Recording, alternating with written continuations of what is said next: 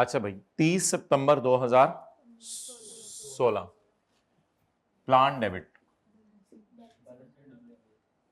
अच्छा जी, थोड़े से पैसे दे दिए थे, थोड़े से पैसे दे दिए और थोड़े से दे देंगे। डन, क्योंकि प्लान तो पूरे 100 के ऊपर आना है। थोड़े से पैसे दे दिए थे, थोड़े से पैसे दे दिए। आपको पता नहीं जब प्लांट पूरा आ जाता है तो वैसे भी तो पेबल रिकॉर्ड किया करते थे, याद है? अगर प्लांट पूरा आ गया पैसे नहीं दिए तो पेबल रिकॉर्ड नहीं करते थे। तो पेबल का देने से ताल्लुक होता है या चीज आने से ताल्लुक होता है? चीज आने से। बिजली का बिल तब रिकॉर्ड करते हैं पेबल जब पे करते हैं या जब बिजली इस्तेमाल करते हैं? पेबल कब रिकॉर्ड करते हैं? जब प्लांट आए। और अगर आप पेबल को आज रोक देंगे तो नुकसान क्या होगा? फिर जब पेबल पे करेंगे फिर प्लांट डेबिट करना पड़ेगा। ये प्लांट है चाचू का कुछ और है कि ये दो दफा तीन दफा प्लांट रिकॉर्ड हो रहा है? प्लांट तो एक ही दफा रिकॉर्ड होना है। हाँ, लेकिन प्लांट के साथ अगर आपने वर्क इन प्रोग्रेस लगाना है वो लगा दें, क्योंकि प्लांट बना तो नहीं रहा मैं, लेकिन इंस्टॉल और टेस्ट रन अगले साल हुआ है तो डेप्रिशिएट अगले साल से होना शुरू होगा। इसलिए अगर साथ वर्क इन प्रोग्रेस लगाना है तो लगा दें, वो जरा बेहतर रहेगा। जो प्लांट हमारे पास आ जाए और अभी उसकी इंस्टॉलेशन ना हुई हो उसके साथ वर्क इन प्रोग्रेस लगा सकते हैं, कोई मसला नहीं। इंस्टॉलेशन नहीं हुई अभी तो अवेलेबल फॉर यूज होगा तो डेप्रिशिएट करना शुरू करेंगे ना। अवेलेबल फॉर यूज ही अगले साल होने, इसलिए वर्क इन प्रोग्रेस लगा दें तो कोई मसला नहीं। माना कि प्लांट तैयार आया है लेकिन उसको इंस्टॉल भी तो करना है। तो बताएं जी, एडवांस बस उसको एज इट इज उतार लें नीचे, 1210। कितने डॉलर पे किया? कितने डॉलर पे कर देंगे? $30। अच्छा यार, मुझे पता है कि पेबल उसने बताया कब पे होने? अगले साल। पेबल कब पे होने? मुझे पता है पेबल अगले साल पे होने, लेकिन मैं अभी खड़ा किस दिन हूं? 30 सितंबर पे। तो इस दिन तो डॉलर का रेट मुझे एक ही पता है ना, 61। कोई ऐसे बच्चे बोंगे भी मारते हैं कि 31 जनवरी 17 का रेट भी आपको पता चल गया ये और भाई मैं खड़ा 30 सितंबर 16 पे हूं ना। तो अभी तो मैं कैश भी रिकॉर्ड करूंगा इसी पे और पेबल भी इसी पे जी। $50 जमा $30 जमा $20, पूरे $100 का प्लांट है। 60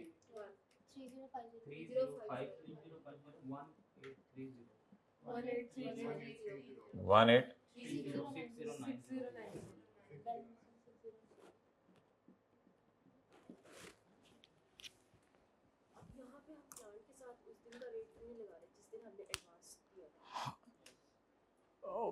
तो बहुत लंबा काम है। फिर प्लांट के साथ हम उस दिन का रेट क्यों नहीं लगा रहे जिस दिन हमने एडवांस दिया था? उस तरह कर लें, फिर इस तरह कर लें, फिर इस तरह कर लें, मुझे पूरा कर लेने। फिर 20 × 60.5 क्योंकि ये रेट लॉक हो चुका हुआ है, और 50 × 61 और 30 × 61, वही जवाब आ जाना है, वही जवाब आ जाना।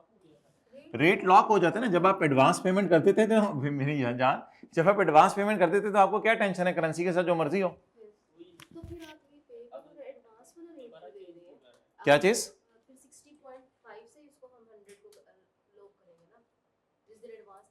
वो तो सिर्फ $20 हुए ना, बाकी दोनों का तो अपनी जगह है। जो पेमेंट कर दी वो लॉक हुई है ना, जो पेमेंट नहीं की वो तो उसमें तो कोई मसला नहीं। क्या चीज? हाँ तो फिर 1 मिनट 1 बाय 1 कुछ 4 सवाल, 4 लोग एक पहले फिर 4 बंदे मारने लग जाए, बंदे को पता भी नहीं चलता जवाब में किसको थप्पड़ मारे। जो हाथ आएगा उसको लग जाएगा। जी बोले आप। कॉन्ट्रैक्ट एडवांस $20 दे चुके थे।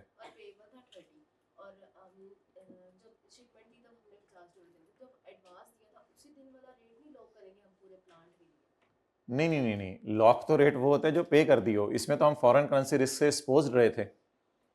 लॉक तो वो चीज होती है जो पे कर दी हो, जो बुक करा ली हो आपने कोई सीट, वो लॉक होती है। जो सीट उस दिन जाके खरीदनी है वो तो नहीं लॉक हो सकती। तो ये तो पेमेंट्स अभी इनको कर लेना, तो फिर एक एक करके कराना। तो लॉक तो इतनी पेमेंट हुई, लॉक तो 20% पेमेंट हुई है, $100 × 20%।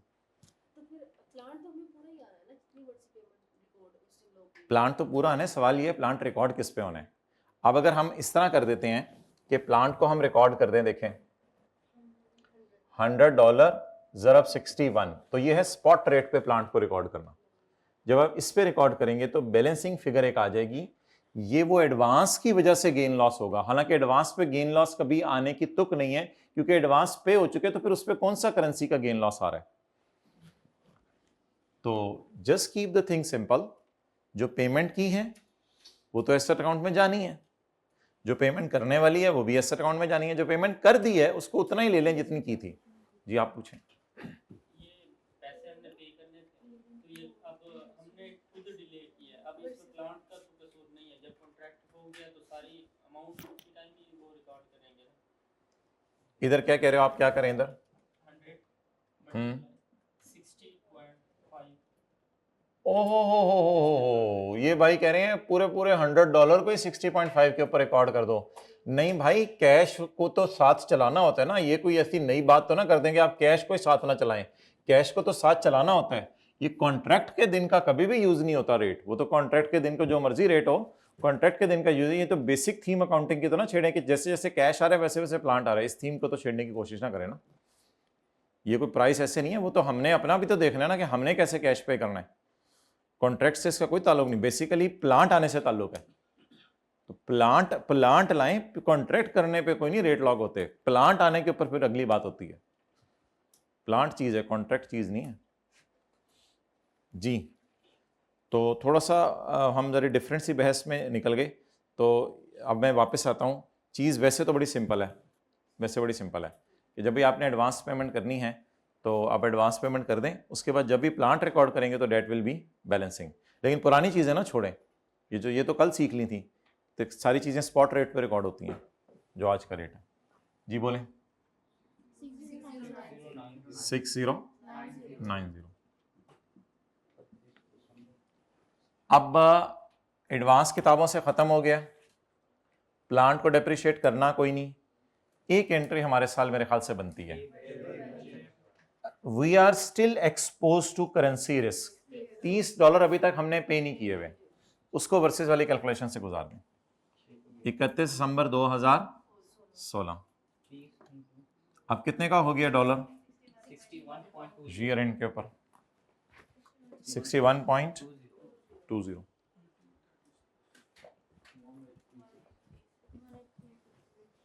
जी 1836 वर्सेस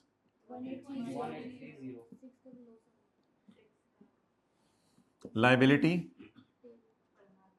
बढ़ा दें 6 से, एक्सचेंज लॉस डेबिट और पेएबल क्रेडिट।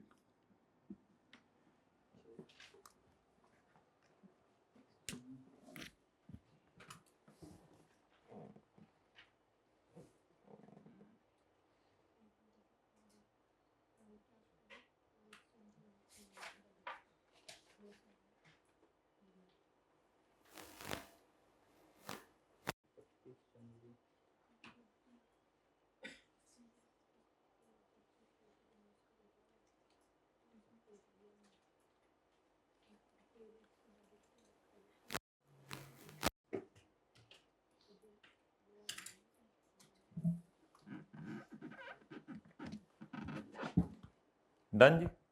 चलो अब हेडिंग दे दें 2017 की।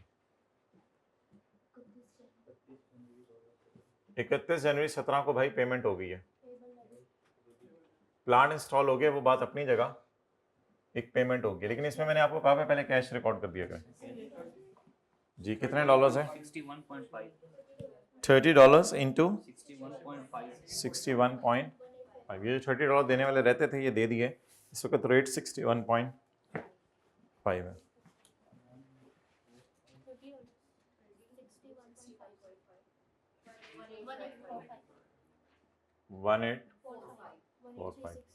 पेबल किस पे पड़ा हुआ था? एक्सेलेंट, 1836 पे पड़ा हुआ था पेबल। तो 1836 वाले को अगर 1845 दे आए तो फिर थोड़ा साइड पे होके रो लें या सबर कर लें।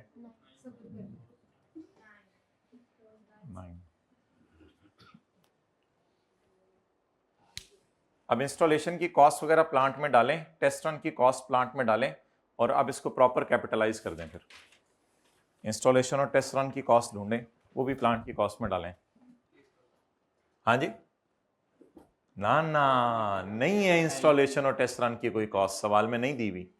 बस ठीक है, ये $30 इंस्टॉलेशन और टेस्ट रन की कॉस्ट नहीं है, ये तो जो $100 का प्लांट था उसके $30 है। इंस्टॉलेशन टेस्ट रन की कॉस्ट कोई नहीं है। बस ठीक है, अब 31 जनवरी को इंस्टॉल हो गया है, तो अब आज से ऑनवर्ड्स इसको डेप्रिशिएट करना है, इसलिए बेहतर है कि इसके साथ वर्क इन प्रोग्रेस का लफ्ज हटा दें। तो प्लांट डेबिट करके और plant work in progress credit कर दें। वर्क इन प्रोग्रेस का लफ्ज इसलिए लगाया था ताकि याद रहे कि पिछले साल डेप्रिशिएट नहीं करना। जी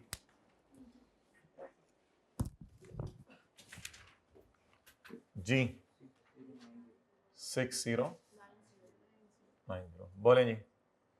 अब 31 जनवरी 17 को डेप्रीसिएशन की एंट्री, कॉस्ट कितनी है 6090 divided by useful life multiplied by 9/12। तो ये एंट्री तो नहीं पेपर में करके आनी क्योंकि लाइफ नहीं दी हुई, लेकिन वैसे ही मैंने 9/12 ना 31 जनवरी, 31 जनवरी को प्लांट हुआ है ना, 11/12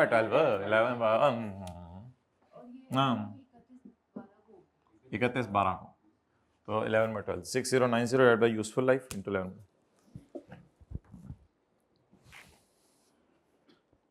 चलें जी आगे।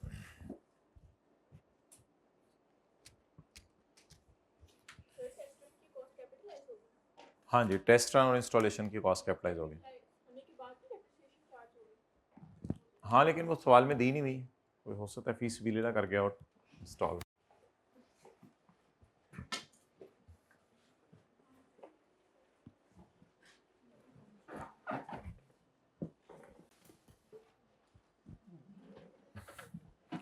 चलें जी, practice makes a man and women perfect.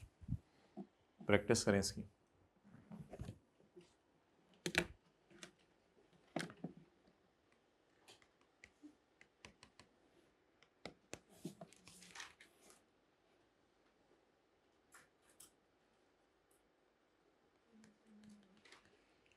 Machine आपने खरीदी है 630 पाउंड की,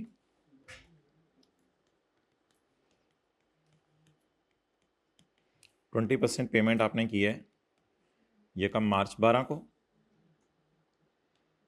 और 80% पेमेंट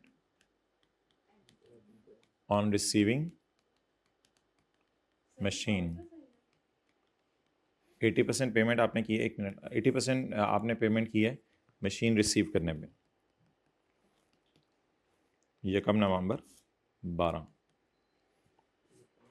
अच्छा जी, यकम मार्च को रेट है जी, पाउंड का साइन ही लग रहा है, 1 पाउंड है, मोटा हो गया इधर से।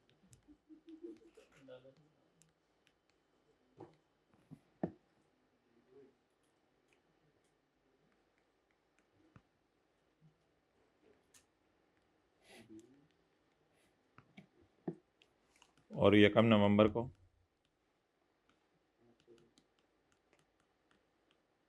चलें जी,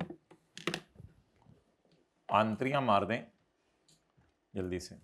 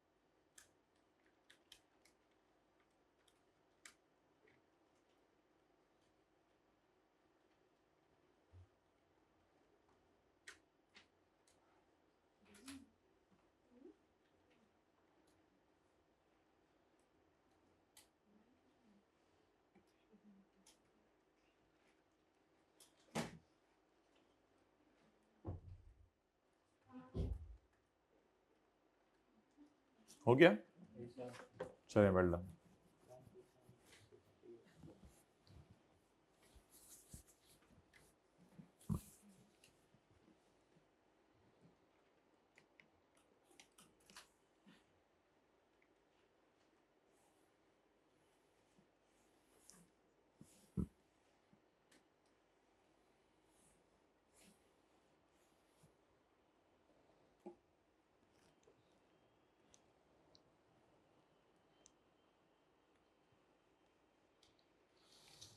कराएं जी एंट्री। फर्स्ट मार्च 2012 एडवांस का जो कैश क्रेडिट 630 into 20%। अच्छा इसको ना साइड पे ना निकाल के रख लिया करें, वरना वो बार बार जो है ना फिर मसला होगा। तो ये इसके बीच में कैलकुलेशंस मैं नहीं डालना चाह रहा, इसको अलग हमेशा रखा करें, बीच में डालेंगे कंफ्यूज होंगे। $630 का लगाएं 20%, 126 और $630 का 80%। इसको पहले ही ज़रा साइड पे करके रख लें। 504 चले जी, $126 दिए हैं हमने, जो भी है 3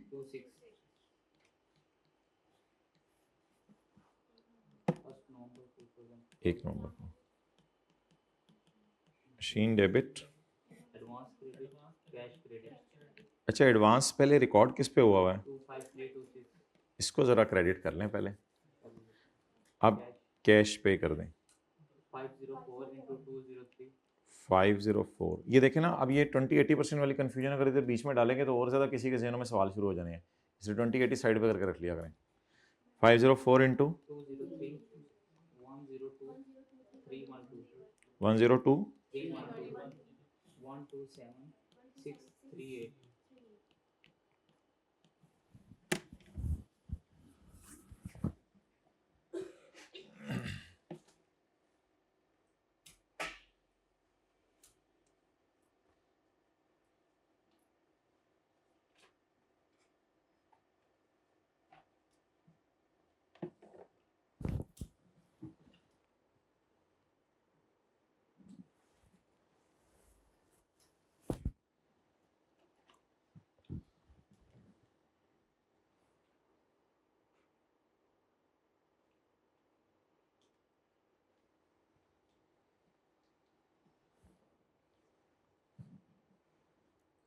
चलें जी, पास पेपर का क्वेश्चन 1।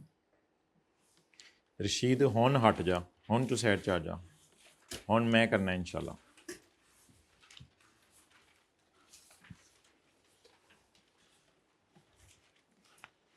काके मन्ने को भी जगा दें।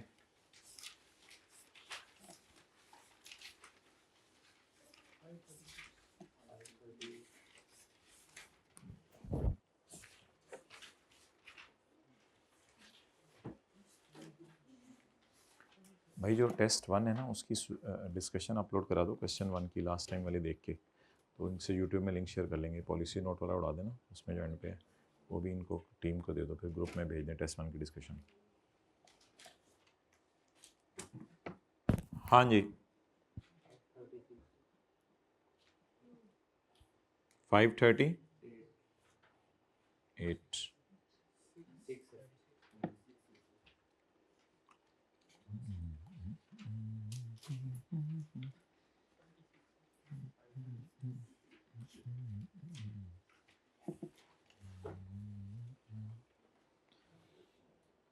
Copper limited. कॉपर क्या होता है? तांबा होता है, पीतल होता है, क्या होता है? संदल शरबत संदल, शरबत फौलाद भी चाहिए। अच्छा ईयर एंड क्या है? 30 जून 2019। Copper limited entered into following transactions during the year. यकम अक्टूबर 2018 को CL imported a machine from China against 60% advance payment which was made on यकम जुलाई। The remaining payment was made on यकम अप्रैल। चलें 2 मिनट आपको दे रहा हूँ।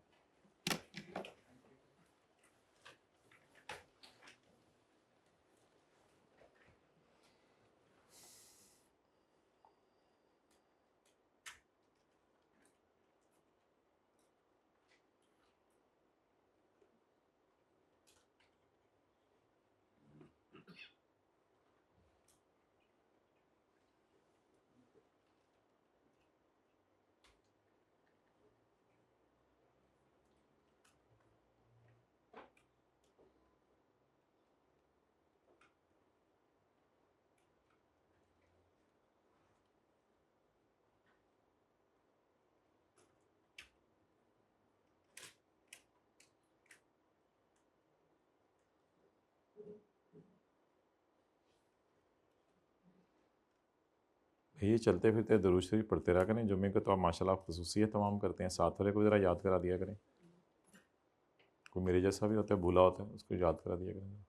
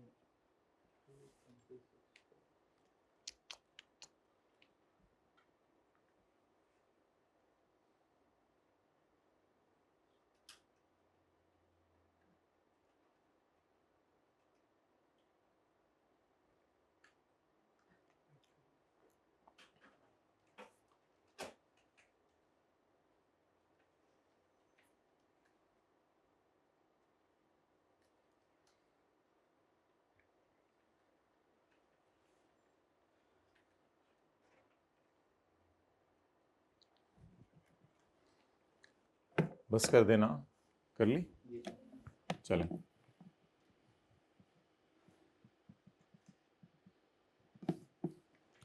अच्छा, पहले ज़रा ये बताएं कि प्लांट और पेमेंट इकट्ठी चल रही है, या वो जो उर्दू का फ़िक्रा लिखा है वो लगेगा जहाँ? उर्दू का फ़िक्रा लिखा है वो लगेगा जहाँ। एडवांस प्लांट के आने से पहले दे दिया है, प्लांट बाद में आया है। तो पहले तो एक काम करें ना, वो जो करके रखते होते हैं अलग वर्किंग में, $2.5 लाख इंटू 60%, $1.5 लाख, और आगे $2.5 लाख इंटू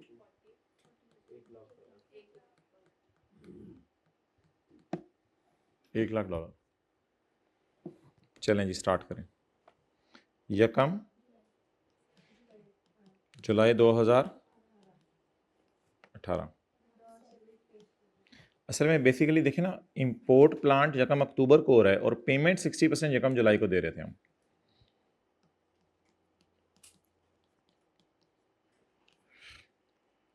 एडवांस बोलें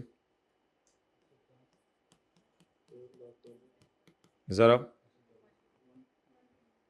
माय डियर, यकम जुलाई को दिया है, यकम जुलाई का रेट बताना है 121।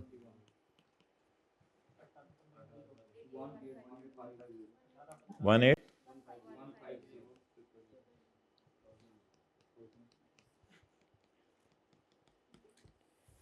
जी, आगे यकम अक्टूबर 18।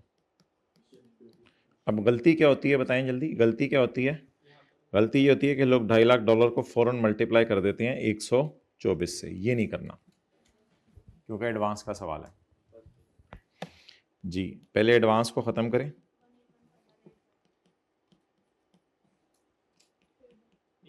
पेबल है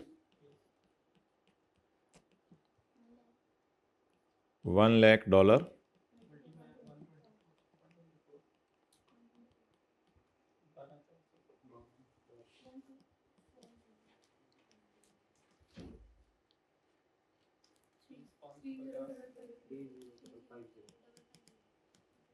30।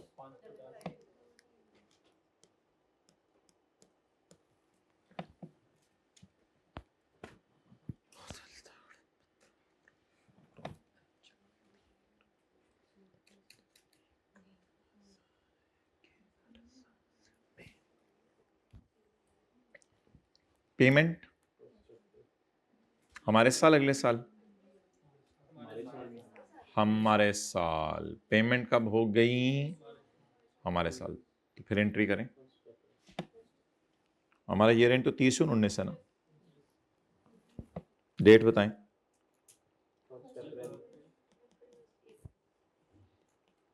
पहले क्या रिकॉर्ड करें? अच्छा, अगर पेमेंट ना होती तो फिर हमारे साल कोई एंट्री ना होती, फिर भी होती, फिर वर्सेस वाली कैलकुलेशन होनी थी। कैश कितने डॉलर रह गया था? और कितने डॉलर रह गया था? $1,00,000 रह गया था। $1,00,000 जरब जरब जरब जरब जरब जरब जी। पेबल किस पे खड़ा हुआ है? आसमान पे। 12,400। आप बोलें।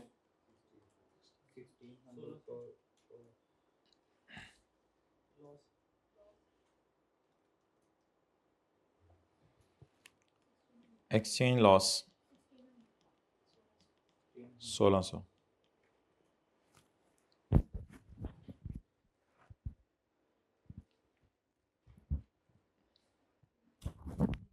पॉज करो।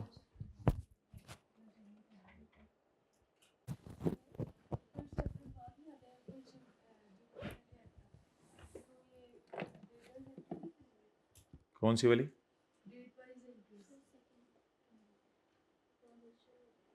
अच्छा, आप दूसरी ट्रांजैक्शन की बात कर रही हैं। ठीक है, करनी हुई तो उस तरह कर लीजिएगा। फिलहाल अब मैं इंडिपेंडेंटली लेके चल रहा हूँ। ठीक है, इसको डिस्कस कर लेते हैं। फिलहाल अभी कॉन्सेप्ट तो बनाए ना अभी तो।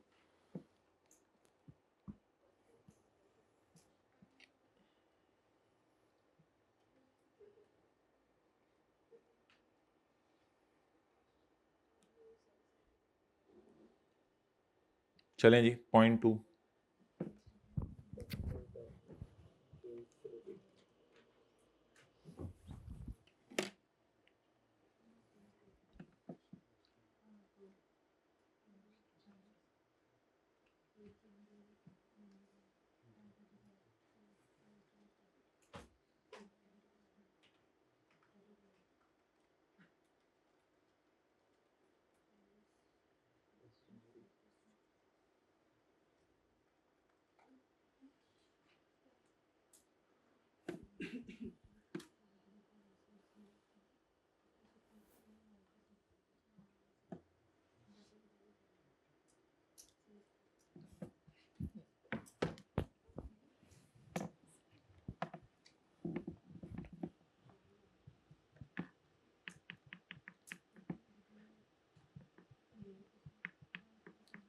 कर लिया तो बता दें।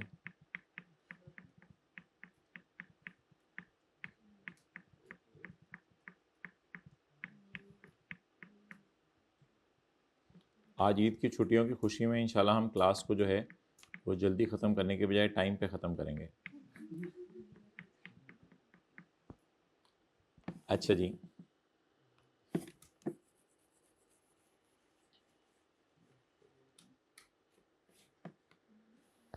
ऑन 1 जनवरी 2019 को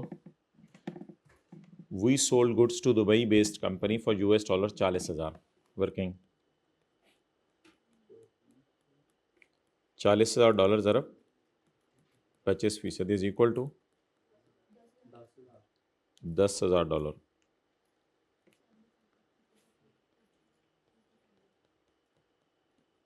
और $30,000 ज़रब 75% जी।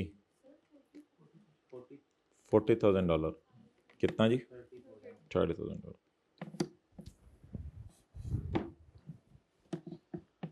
ऑन यकम जनवरी 2019 साल के मिड में CL sold goods to Dubai based company for $40,000 on credit.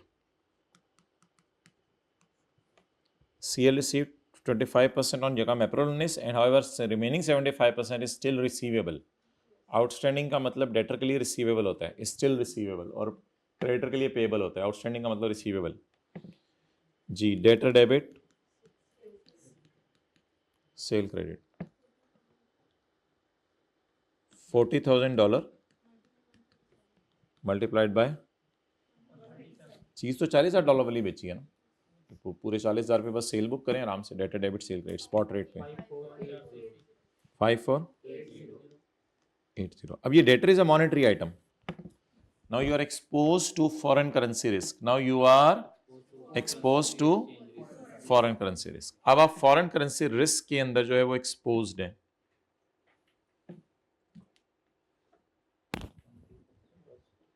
Done जी। चलें, यकम अप्रैल 19, पहले कैश रिकॉर्ड किया करें। कैश बोलें जी, कैश 10,000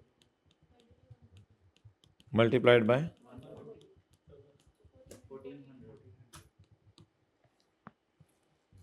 जी।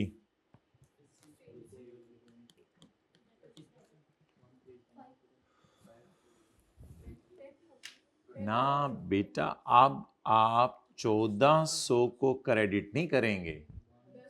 अब आप असल में ना, ये डेटर के सवाल में पहली दफा पार्शियल पेमेंट का कॉन्सेप्ट आया है, अभी तक आया नहीं था। अब डेटर को क्रेडिट उस अमाउंट से करेंगे जितना कैश आया, या डेटर को क्रेडिट उसी अमाउंट से करेंगे जितना कैश आया, या जितने पे डेटर पड़ा हुआ था? पड़ा कितने पे हुआ था डेटर? 137 पे। अब उसमें से निकालना पड़ेगा अलग। तो डेटर $10,000 ज़रब 137 पर पड़ा हुआ था इसके अंदर जी। ये फिगर कितने लोगों ने सही निकाली थी? जरा हाथ खड़ा करें। 1370। तो ये मजे का सवाल है, डेटर की पार्शियल पेमेंट थी। अच्छा, कोई भी चीज किताबों से क्रेडिट कितने पे कर सकते हैं? जितने से वो डेबिट। तो जो डेबिट 137 पे हुआ है, अगर आप गलत चीजें करते रहे तो एंड पे डेटर अकाउंट का कैरिड ऑन जीरो नहीं आना, वो पता नहीं क्या मैं समझ जानी जी। 1370 वाला 1400 दे गया। ओह अल्लाहु Akbar. Exchange gain balancing.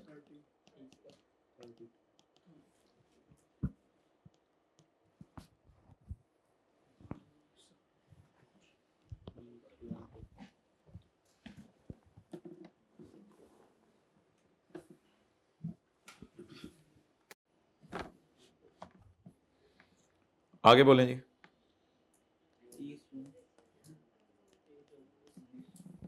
Honest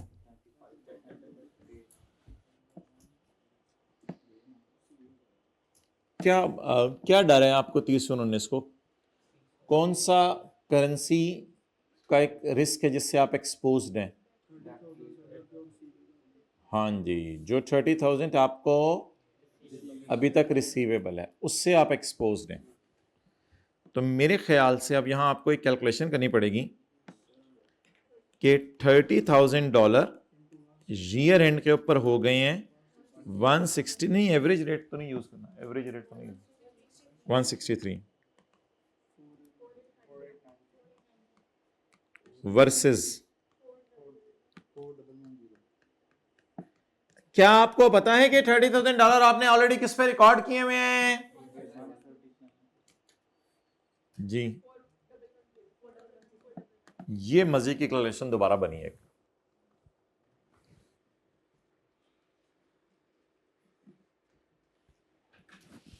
जी। इस तरह कितने लोगों ने की है? ओके, लेकिन पहुंच उधर गए हैं। किस तरह की है? ये जो रेट है वो जो तब्दीली आ रही है वो यानी 37 इंटू 163 माइनस 137 है। ये थोड़ा सा रिस्की अप्रोच है असल में। डिवाइड वाले सवालों में फिर ये अप्रोच चलती नहीं है, तो इसलिए इस अप्रोच की तरफ जाने की जरूरत नहीं है कि आप 37 इंटू 163 माइनस 137 करें, दोनों को अलग अलग।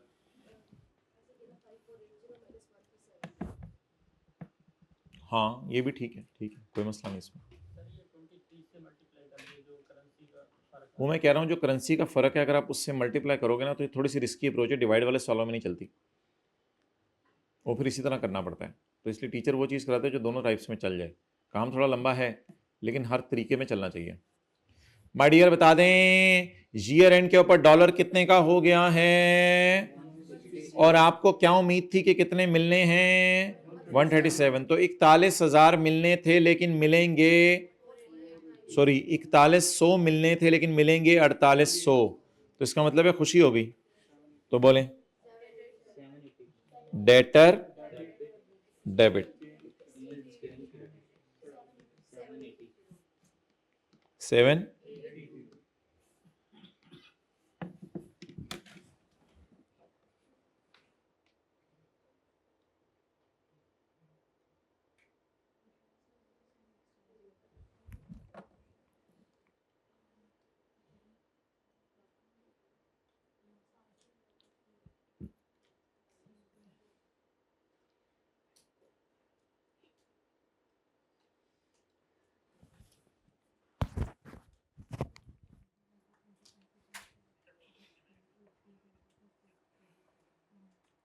अच्छा वो करना है,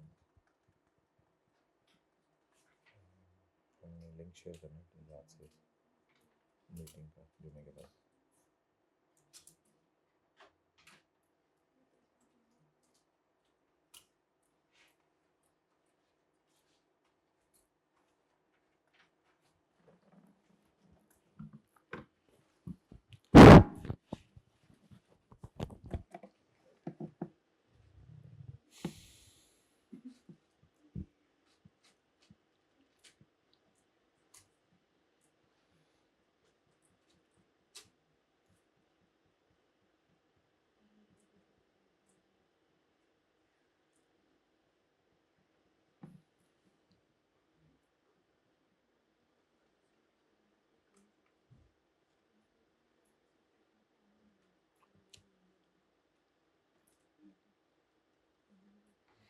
आ जाए पेज नंबर 493 पे।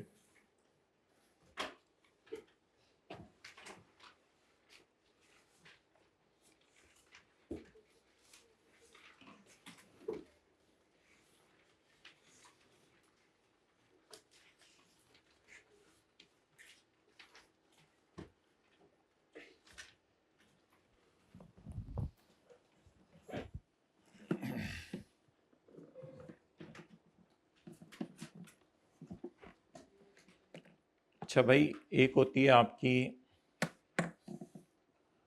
लोकल करेंसी,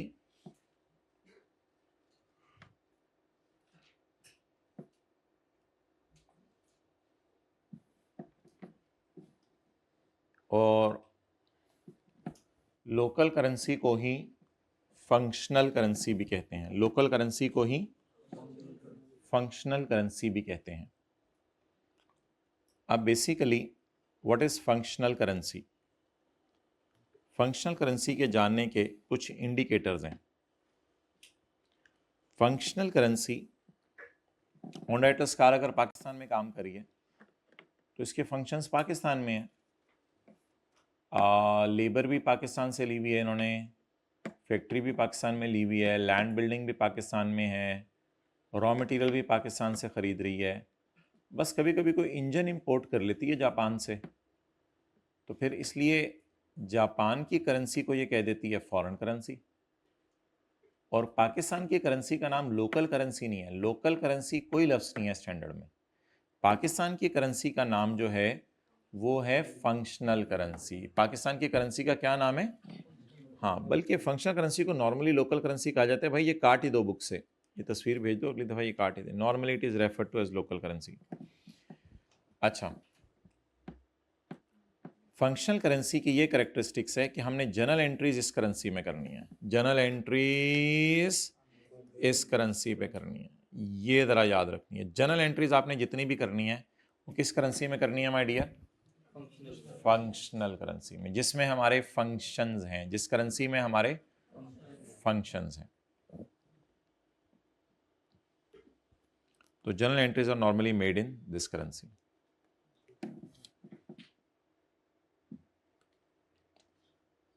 अब now what is functional currency? It is the currency of primary economic environment, not legal. It is किस मुल्क में आप रह रहे हैं ये बात नहीं देखी जाएगी। Primary economic environment in which an entity operates. लोगों ने कहा क्या मतलब प्राइमरी इकोनॉमिक एनवायरनमेंट क्या होती है? उन्होंने कहा वो हम आपको बताते हैं। इसके कुछ फंक्शनल करेंसी को जानने के कुछ प्राइमरी इंडिकेटर्स हैं और कुछ सेकेंडरी इंडिकेटर्स हैं। फंक्शनल करेंसी को जानने के कुछ प्राइमरी इंडिकेटर्स हैं और कुछ सेकेंडरी इंडिकेटर्स हैं। प्राइमरी इंडिकेटर्स ये क्यों बनाने पड़े? बिकॉज मल्टीनेशनल कंपनीज डिफरेंट मुल्कों में ऑपरेट कर रही थी। इंग्लैंड के अंदर अलग कर रही हैं ऑपरेट, जर्मनी में अलग कर रही हैं, चाइना में अलग कर रही हैं। तो स्टैंडर्ड को समझ नहीं आ रहा कि वो अपना कैसे करे, यानी जनरल एंट्रीज किस करेंसी में करे। तो उसके लिए स्टैंडर्ड ने एक डिफरेंट डेफिनेशन बनाई, उसका नाम था functional currency. Basically functional currency वो होती है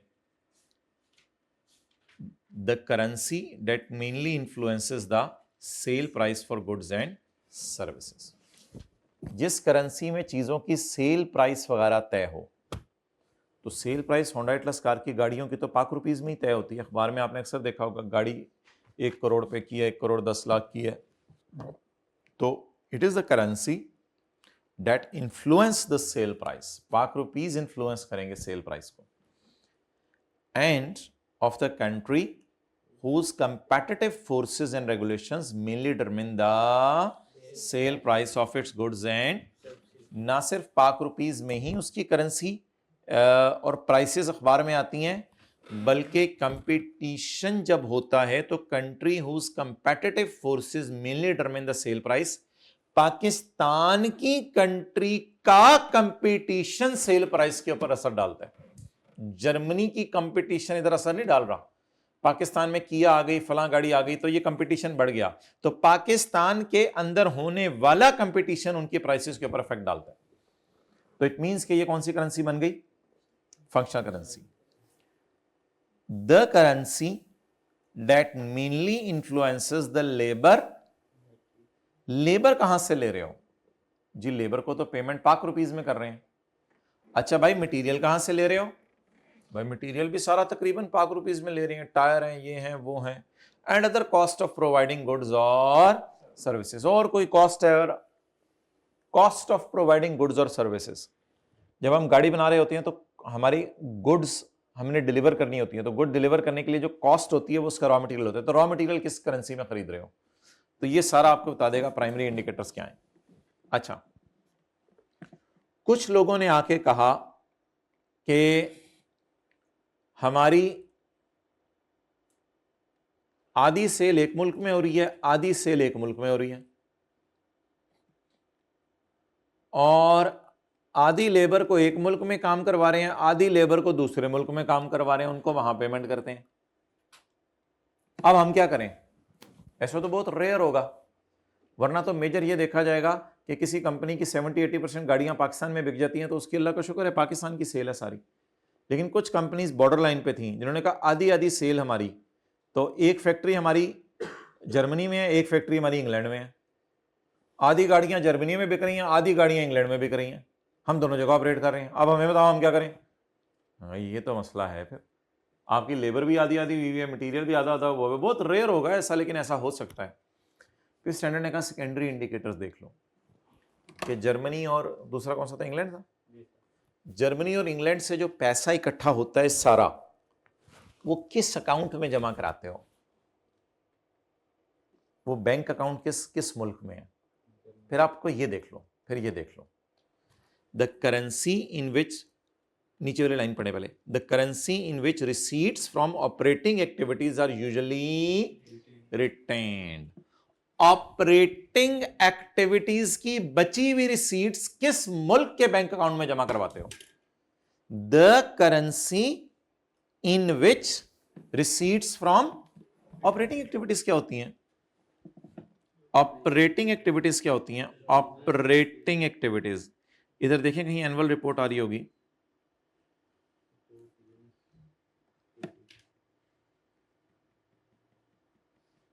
भाई ये ऑपरेटिंग एक्टिविटीज हैं कैश फ्लो में। ऑपरेटिंग एक्टिविटीज तो कैश फ्लो में होती है ना। ये ऑपरेटिंग एक्टिविटीज है, cash flow from operating activities, और cash flow from investing activities, in cash flow from. आप स्टैंडर्ड दो चीजों को हिट कर रहे हैं। कहते एक ये बताओ कि cash flow from operating activities जो आपके पास बचा है, तकरीबन ये 55 मिलियन, ये किस मुल्क में रखा हुआ है आपने पैसा? तो हमें लग रहा है आप फिर उसी मुल्क के हो। डन। अब आपको यार वो तो जर्मनी के अंदर, अल्लाह का शुक्र है। लीगल एनवायरनमेंट नहीं देखनी कि किस मुल्क में आपने अपने आप कंपनी को रजिस्टर कराया हुआ है, ये उसने पहले निकाल दिया था। कहते लीगल एनवायरनमेंट नहीं देखनी, आपने रजिस्ट्रेशन किस मुल्क में कराई हुई है वो कोई पता नहीं। आप पाकिस्तान में रजिस्टर करा के अफगानिस्तान के अंदर सारा बिजनेस ले जाओ, कहते पाकिस्तान आपकी करेंसी नहीं है। हाँ, पाकिस्तान में सिर्फ आर्जी तौर पर अपने आप को रजिस्टर कराया, सारा कारोबार तो आपका अफगानिस्तान के अंदर है। तो इसलिए कहते हैं लीगल एनवायरनमेंट भी नहीं देखनी, देखनी क्या है? Primary economic environment. हमने कहा what is primary economic environment? कहते प्राइमरी इकोनॉमिक एनवायरनमेंट वो होती है जहां आपकी चीजों की सेल प्राइस तय हो, जहां आप कंपटीशन फेस करें और सेल प्राइस ऊपर नीचे हो, जहां से आप मटेरियल लेबर वगैरह लेते हैं। ये सारी आपकी प्राइमरी इकोनॉमिक एनवायरनमेंट है। हमने कहा लेकिन हम तो दो प्राइमरी इकोनॉमिक एनवायरमेंट्स में इक्वली ऑपरेट कर रहे हैं, यानी आधा काम हमारा इधर है आधा इधर है। एक फैक्ट्री पाकिस्तान में है, उसने 50 गाड़ियां बेची हैं, एक फैक्ट्री हमारी अफगानिस्तान में, उसने भी 50 गाड़ियां बेची हैं। वेरी रेयर ऐसा हो जाए। कहते पैसा कहां रखा हुआ है? आपने कहा वो तो अफगानिस्तान में रखा हुआ है मिसाल के तौर पर, बस जाओ फिर आप उन्हीं के हो। तो ये जो पैसा है ये कहां रख रहे हैं? और एक और भी है सेकेंडरी इंडिकेटर कि फाइनेंसिंग कहां से कर रहे हैं। फाइनेंसिंग से मुराद दो चीजें होती हैं, आपको पता है, डेट और इक्विटी, यानी उधार किस मुल्क से ले रहे हैं या नए शेयर जो इशू कर रहे हैं वो किस मुल्क में कर रहे हैं। कहते हैं यहां से जरा मुझे अंदाजा हो रहा है कि आप किस मुल्क के बंदे हो, तो ये जरा मुझे आप बता दो ये कहां चल रहा है सीन।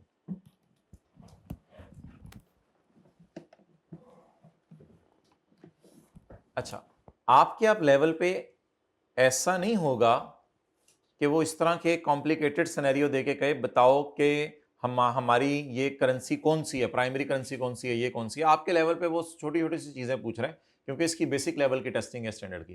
तो आपके लेवल पे मोटी मोटी सी चीजें पूछ रहे हैं, ये इंडिकेटर्स हैं, बताओ इनमें से प्राइमरी कौन से हैं, सेकेंडरी कौन से हैं। भाई एमसीक्यू सारे इसी से भरे हुए हैं। ये इंडिकेटर दे दिए, ढूंढ के बताओ प्राइमरी कौन से, सेकेंडरी कौन से हैं, ढूंढ के बताओ कौन सा इंडिकेटर है ही नहीं क्योंकि इनके अलावा और कोई इंडिकेटर नहीं है। तो इस तरह के छोटे छोटे सवाल आ रहे हैं पेपर में, प्राइमरी कौन से हैं, सेकेंडरी कौन से और कौन से इंडिकेटर है ही नहीं सिरे से। अच्छा, ये किसके लिए मसला आएगा सेकेंडरी इंडिकेटर वाला? जबकि प्राइमरी हेल्प ना करें, जिसके लिए प्राइमरी हेल्प नहीं कर रहे तो उनके लिए फिर कौन से इंडिकेटर्स यूज होंगे? सेकेंडरी। जी, ए और बी को दोनों को देखना है, दोनों को देखना है। अब देखें चीजें बहुत डाइवर्स हो चुकी हैं। 70% सेल आपकी पाकिस्तान में हो रही है, 30% उधर हो रही है, फिर 60% लेबर आपने एक जगह से ली हुई है, 40% एक जगह से ली हुई है। तो ये कोई जरूरी हार्ड एंड फास्ट नहीं है, तो हर कंपनी का एक अपना अपना होगा। तो मोटी मोटी इसने बात बताई है कि मेन ये चीजें देख लो, लेकिन अगर इनसे भी आपको हेल्प नहीं हो पा रही तो फिर आप इधर आ जाओ। सेकेंडरी इंडिकेटर्स याद करें जी। Number 1, the currency in which funds are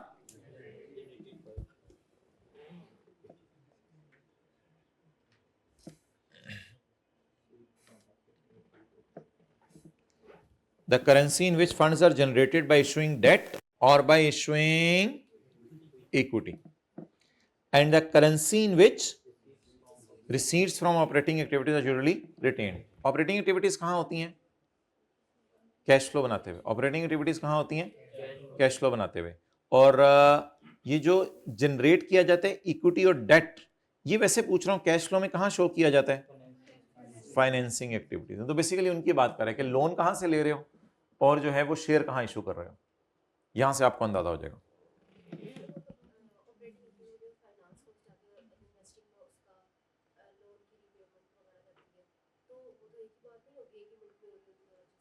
हाँ ठीक है, एक ही मुल्क में हो रही है तो कोई मसला नहीं। बस आपने ये लगा के देखने हैं, ये ना लगे तो फिर ये लगाने हैं, ये मजबूरी की हालत में। Okay, the functional currency is not necessarily the currency of country in which the entity is based. जिस कंट्री के अंदर आप बेस कर रहे हैं, यानी पाकिस्तान में आपने आपको रजिस्टर कराया तो जरूरी नहीं आपकी करेंसी पाकिस्तान वाली हो, बट नॉर्मली इट इज, लेकिन आमतौर पे वैसे वही होती है। तो बेस से मुराद है कंपनी लॉ में जिसमें आपने अपने आप को रजिस्टर करवाया हुआ है। कंपनी लॉ में किस मुल्क में आपने अपने आप को रजिस्टर करवाया हुआ है?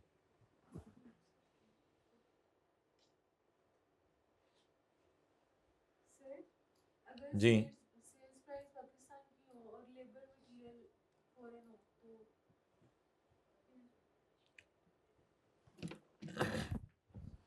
भाई सेल प्राइस पाकिस्तान की है और मटेरियल बाहर के मुल्क से मंगवा रहे हैं, तो इट डजंट मीन कि आप जो है आपकी फंक्शनल करेंसी बाहर की और पाकिस्तान की है, बस आपकी सेल प्राइसेस पाकिस्तान में तय हो रही हैं, इट्स एनफ। आप इसको प्राइमरी कह दें, कोई मसला नहीं। जो मटेरियल आप बाहर के मुल्क से मंगवा रहे होंगे, उस मटेरियल के लिए जो करेंसी यूज होगी फिर उसका नाम फंक्शनल नहीं होगा, फिर वो क्या होगा? Foreign currency. A currency, एक minute, a currency other than functional currency of the entity। Functional की डेफिनेशन दे दी उसने, बाकी होंडा एटलस कार वाले कुछ भी कर लें। जब एक डिसाइड हो गया कि होंडा एटलस कार वालों की सेल और लेबर मटेरियल कहां से है? सारा पाकिस्तान से तकरीबन। अब अगर कभी जरूरत पड़ने पे इंजन जापान से मंगवा लें तो जापान की currency is a foreign currency. आप कभी जरूरत पड़ने के ऊपर चाइना के एक्सपर्ट से मशवरा ले लें और एक्सपर्ट को फीस दे दें तो debt is a foreign currency. तो फॉरेन करेंसी में हमारी थोड़ी बहुत ट्रांजैक्शंस चलती रहती हैं, उनको हम पाक रुपीज में कन्वर्ट कर लिया करेंगे, क्योंकि डिसाइड हो गया है प्राइमरी इंडिकेटर्स लगा के कि होंडा एटलस कार की फंक्शनल करेंसी इज, बोले पीकेआर जी बोले।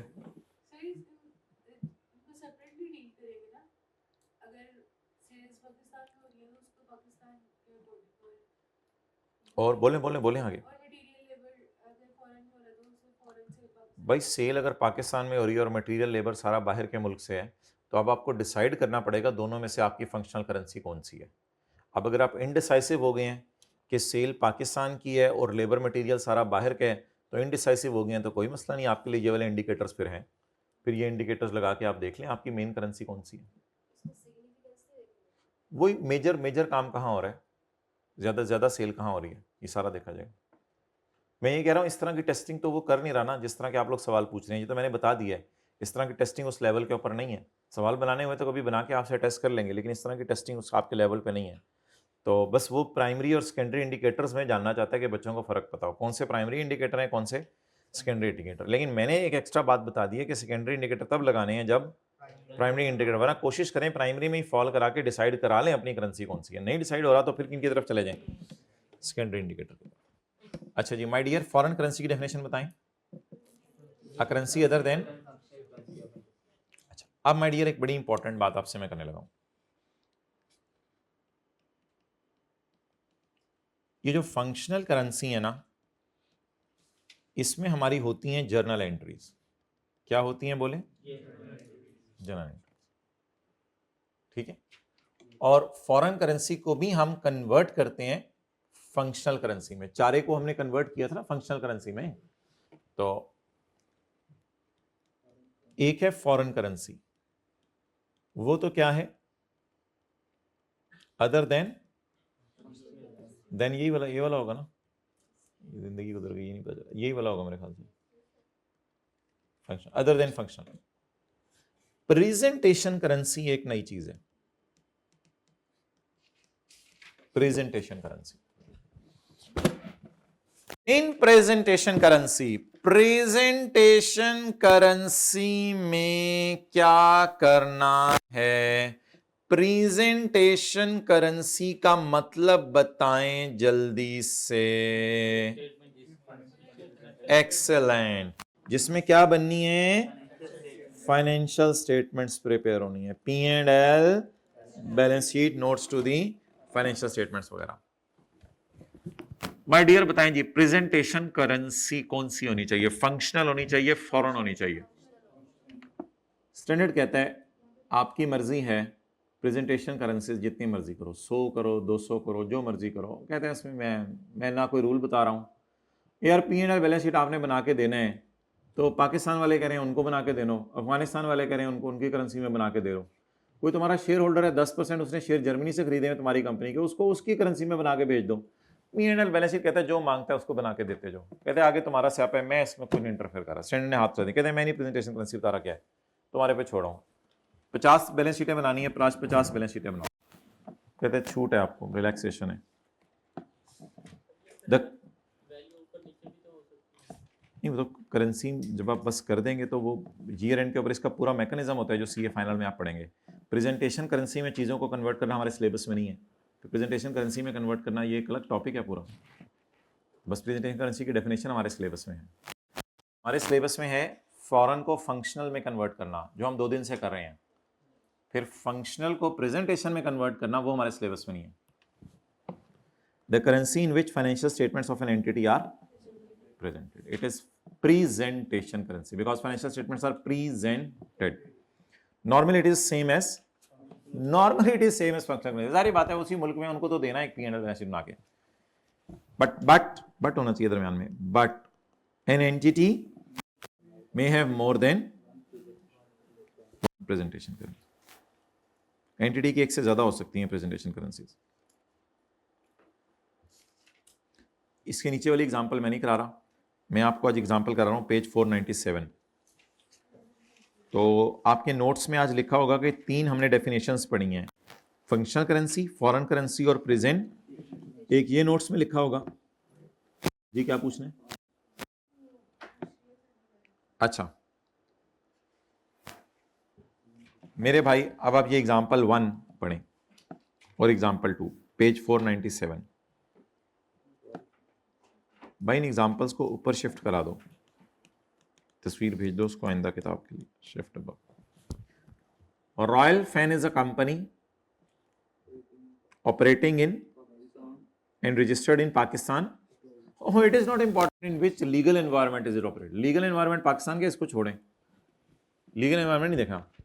It buys raw material from Pakistan and sell goods in, बस खत्म करते हैं बात, आगे ना पढ़ें। बताएं तो ये क्या होगा, फंक्शनल करेंसी क्या डिसाइड हुई है, रॉ मटेरियल। हमें तो सेकेंडरी इंडिकेटर्स की तरफ भी नहीं जाना पड़ा, बात खत्म हो गई। रॉयल फैन आपको पता है, सुना रॉयल फैन पंखे लगे होते हैं, तो it buys raw material from Pakistan and sells goods in, so that's why the functional currency is Pak rupees. We will prepare accounting records in Pak rupees. Presentation currency भी पाक रुपीस कर दें। वैसे अगर आपका और कोई दिल चाहता है, किसी और मुल्क के आपके कुछ शेयर होल्डर हैं जिसने रॉयल फैन के को 5-10% शेयर, उनके लिए बना के भेजनी है भेज दें, लेकिन वैसे पाक रुपीस ही ठीक है presentation currency. Royal fan imported plant from US, हाँ प्लांट इन्होंने यूएस से खरीदा इस साल। नाउ यूएस डॉलर इज आ, और वही जो एंट्रीज हम आज कर रहे हैं प्लांट और मशीन खरीदने की, आज भी तो सवालों में प्लांट है मशीन बाहर के मुल्क से खरीदा है, तो बस उस तरह एंट्रीज कर दें सारी। प्लांट को किस में कन्वर्ट कर दें, डॉलर से पाक रुपीस में, जो आज हम कर रहे हैं। Example 2, Japanese construction company is incorporated in Japan, it has operations in Pakistan only where it constructs. तो मुझे तो लगता है सेल भी इधर ही हो रही होगी ब्रिजेस की, और मुझे ये लगता है कि रॉ मटेरियल, हम पागल तो नहीं हो गए कि बजरी जो है वो जर्मनी से आ रही होगी। बजरी ईंट सीमेंट पाकिस्तान से लें, वो तो ट्रांसपोर्टेशन ही इतनी पड़ जानी है। तो सवाल में कुछ नहीं लिखा हुआ, तो कीप द थिंग सिंपल। आप बता दें ऑपरेशंस कहाँ हैं इसके सारे, तो मटेरियल लेबर वगैरह कहाँ होगा, लेकिन इनकॉर्पोरेट तो जापान में भी है ना, क्या करें। Legal environment is not important, primary economic environment is important. So अल्हम्दुलिल्लाह Pak rupees. Presentation currencies Japanese yen मैंने इसलिए लिखी है यहां पे, क्योंकि जापान वालों को तो चाहिए, जापान की जब आपने जापान में इनकॉर्पोरेट करा लिया ना, तो जापान के अंदर भी कोई securities and exchange commission of Pakistan type कोई इदारा होगा, SECP टाइप जापान वालों का, वो तो मांगेंगे इनकी फाइनेंशियल स्टेटमेंट, तो जापान वालों को। But it can also present it's accounts in if requested bye Pakistani government या पाकिस्तानी यूजर्स, अगर कोई हैं इधर उन्होंने मांगी है तो उनको फिर पाक रुपीस में भी बना के दे दें, लेकिन जापान वालों को तो बना के देना जहां पे इनकॉर्पोरेट हुए हैं।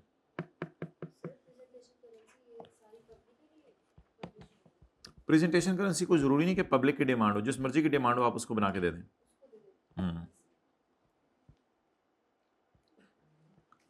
अच्छा जी, अच्छा टेस्ट 1 की डिस्कशन में आपसे शेयर कर रहा हूँ, उसको कोई एक पुरानी डिस्कशन आपसे शेयर हुई है तो उसको अटेंड कर लीजिएगा, ताकि वो जो अगर कोई मसला है, वैसे तो मसला नहीं आया होगा मेरे ख्याल से, देख लिया होगा सोल्यूशन आपने। Japanese construction company imported plant from United States, so now US dollar is a foreign currency, so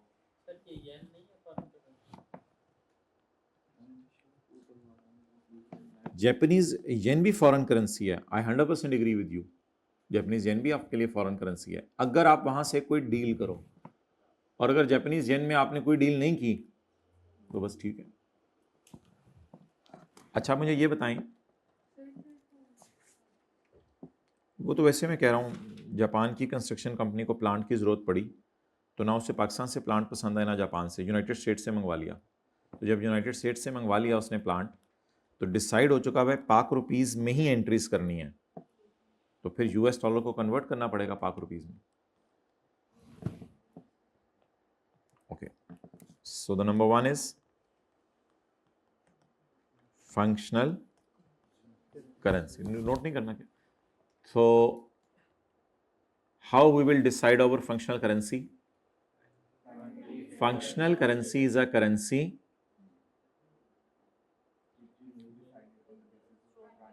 which is decided on the basis of primary economic environment in which an entity operates. What does it mean, primary economic environment? Primary economic environment is judged by different factors. So the main factors or primary indicators for judging the functional currency is done.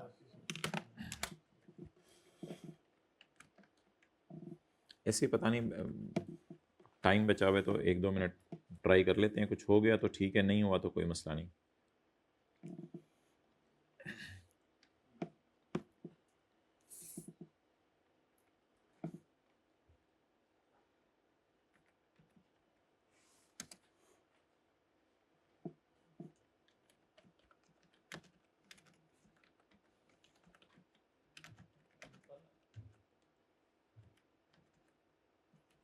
वो spelling ठीक कर लेता होता है, इतनी tension ना लिया करो।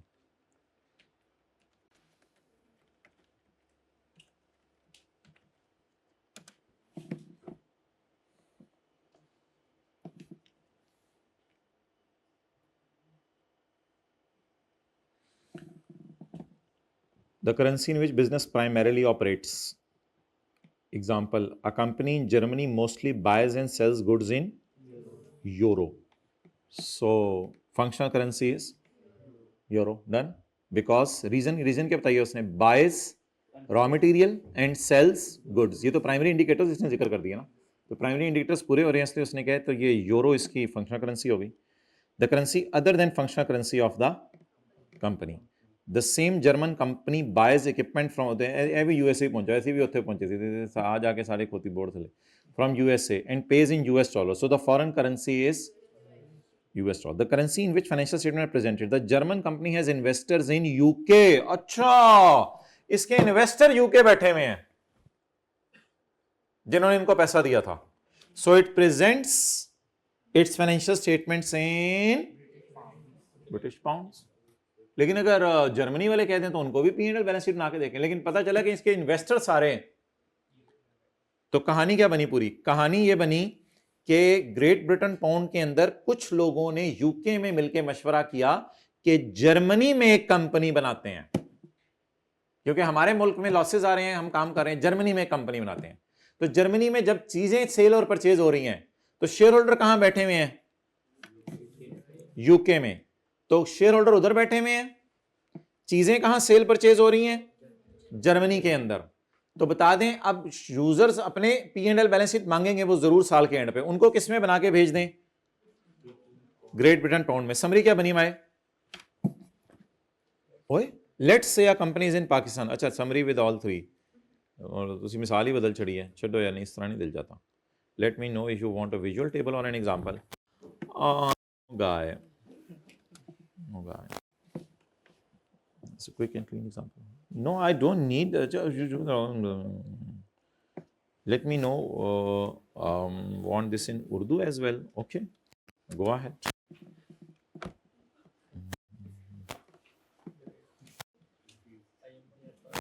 Examples in Urdu, please, guy. In Urdu, you forgot.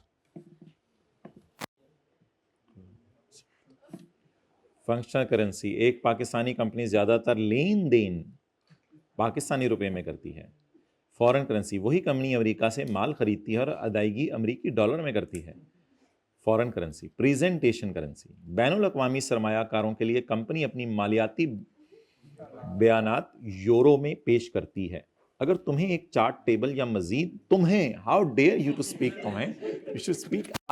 जाएं जी, एंजॉय करें